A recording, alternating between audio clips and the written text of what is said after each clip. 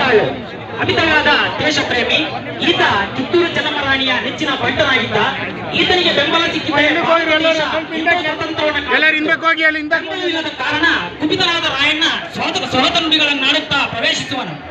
ದೇವಿ, ಓ ಕನ್ನಡದ ಸಾಮ್ರಾಜ್ಯ ಲಕ್ಷ್ಮಿ, ಏನಿದು ತಾಯಿ ನಿನ್ನ ಲೀಲೆ?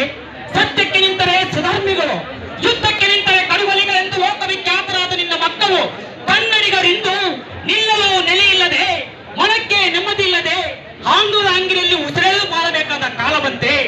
ಅಯ್ಯೋ ದೇವಿ, ಕಸವನ್ನು ಮೇಯ್ದು ಹಾಲನ್ನು ಕೊಡುವಂತಹ ಮಕ್ಕಳನ್ನು ಹೊಡೆದ ನೀನು ಹಾಲನ್ನು ಕುಡಿದು ಕೆಚ್ಚಲನ್ನೇ ಕೊಯ್ಯುವ ನೀಚರನ್ನೇ ಕೆರೆದೆಯುವ. ಬ್ರಿಟಿಷರಿಗೆ ತಿಮ್ಮ ಸಪ್ಲವಾಗಿದ್ದ ಆಚರೆಂತಹ ಸರ್ದಾರರನ್ನು ನಿರ್ನಾಮಗೊಳಿಸಿದ ಕನ್ನಡಿಗರ ಕಣ್ಮಣಿ ನಾಡಿನ ವೀರಾಗ್ರಾಣಿ ಕಿತ್ತೂರು ಚೆನ್ನಮ್ಮರಿಗೆ ಜನ್ಮವಿತ್ತ ನಿನ್ನ ಹೊನ್ನಗ್ರಾಮದಲ್ಲಿ ಕುಟೀರ ಸ್ವಾಮಿಗಳಾದ ಮಲ್ಲಪ್ಪ ಶೆಟ್ಟಿ, ವೆಂಕಟರಾಯನಂತ ಕೀಳು ಮನುಷ್ಯರಿಗೆ ಏಕೆನಿಲ್ಲತ್ತೆ ಅಮ್ಮ. ಅಯ್ಯೋ, ಕಿತ್ತೂರು ಕಿರು ಸಂಸ್ಥಾನವಾದರೂ ವಿಜಯನಗರ ಸಾಮ್ರಾಜ್ಯವು ಮತ್ತೆ ಬೆಳಗ್ಗೆ ಕನ್ನಡಿಗರ ಅಶೋತ್ತರಗಳನ್ನು ಕರಿಗಟ್ಟಿಕೊಂಡು ಬೆಳೆಯುತ್ತಿದ್ದ ಸಂಸ್ಥಾನ ಹೆಸರಿಲ್ಲದಂತೆ ನಿರ್ನಾಮವಾಯಿತೆ.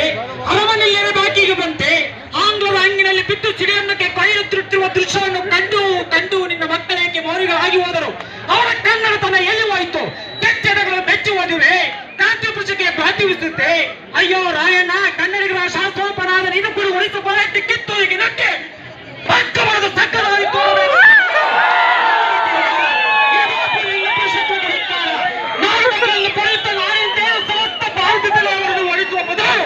ಕೈಕಟ್ಟಿ ನಿಂತಿರುವ ನಿನ್ನ ಪಾಲಗಳಿಗೆ ತೋಗಳಿಗೆ ಒತ್ತಿ ಕಾಲವಿದೆ. ಸ್ವೇಚ್ಛ ಬಂದಂತೆ ಕಿತ್ತು ನಿಂತ ಎದುರಾಳಿಗಳು ಮೆಚ್ಚುವಂತೆ ಬೇಕಾದ ಪುರುಷ ಸಿದ್ಧ ಗುಹೆಯಲ್ಲಿ ಮಕ್ಕಳು ಕುಳಿತಿರುವ ನಿನ್ನ